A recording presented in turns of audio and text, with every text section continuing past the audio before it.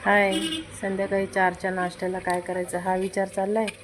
मग हा एकदम मस्त भरपूर पुदिना घालून केलेला वडापाव करून पहा.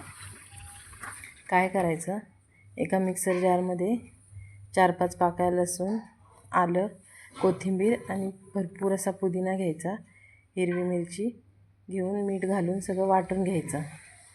छान अशी पेस्ट करून घ्यायची. त्याची पेस्ट करून झाल्यानंतर उकडलेले बटाटे थंड होईपर्यंत एका पातेल्यामध्ये बेसन भिजवून घ्यायचं. त्याच्यामध्ये मीठ, हळद, थोडंसं लाल तिखट घालून बेसन भिजवून घ्यायचं. म्हणजे ते चांगलं भिजतं बटाटे वगैरे भाजी बनवेपर्यंत. मीठ वगैरे घालून बेसन भिजवून घ्यायचं, पाणी घालून. बघू शकता अशा कन्सिस्टन्सीमध्ये बेसन भिजवून ठेवायचं. त्यानंतर फोडणीला एक कढई घेतली. कढईमध्ये तेल घालून जिरं, मोहरी, कढीपत्ता घालायचा. त्यानंतर आपलं जे वाटलेलं पुदिना, कोथिंबीर, आलं लसूणची पेस्ट आहे ती घालून छान अशी तेलावर परतून घ्यायची. त्यानंतर हळद घालायची थोडीशी. हळद घालून पण तेलात छान असं परतून घ्यायचं मीठ घालून. त्यानंतर सोललेले बटाटे घालायचे मॅश करून. बटाटे आधीच मॅश करून घ्यायचे एका वेगळ्या भांड्यामध्ये घेऊन. मॅश करून झाले की ते त्या वाटलेल्या मसाल्यामध्ये घालून घ्यायचं. छान असं ढवळून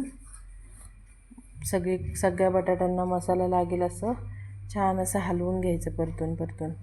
नंतर वरून छान अशी कोथिंबीर घालून वडे थापून घ्यायचे, ज्या आकाराचे आपल्याला जसे हवेत, लहान मोठे वगैरे. नंतर कढईत तेल तापत ठेवायचं. तेल तापेपर्यंत वडापावची चटणी बनवून घ्यायची. खोबरं, कोथिंबीर, बेडगी मिरची पावडर, मीठ घालून वाटून घ्यायचं. तयार आहे आपली चटणी. नंतर तेल तापल्यानंतर वडे बेसनात घोळून तळून घ्यायचे. बघू शकता तुम्ही वडे छान असे मोठे मोठे करून घेतलेले आहेत आणि जसे तेलात मावतील तसे तळून घ्यायचे. आलटीपलटी करून छान असे खरपूस तळून घ्यायचे. मिरची वगैरे त्यात टाकून तळून घ्यायचे बटाटे वडे. आणि हे जे कुरुम आहे ते लहान मुलांना खूप आवडतं, म्हणून तेही काढून घ्यायचं तेलामधून करपून जायच्या आधी. वडे पण बघू शकता एकदम खुसखुशीत झालेले आहेत. छान असे तयारच आहे आपला इव्हिनिंग स्नॅक्स. रोज वेगळं वेगळं करायला तर सगळ्या बायकांना आवडतंच. रेसिपी आवडली असेल तर सबस्क्राईब करा.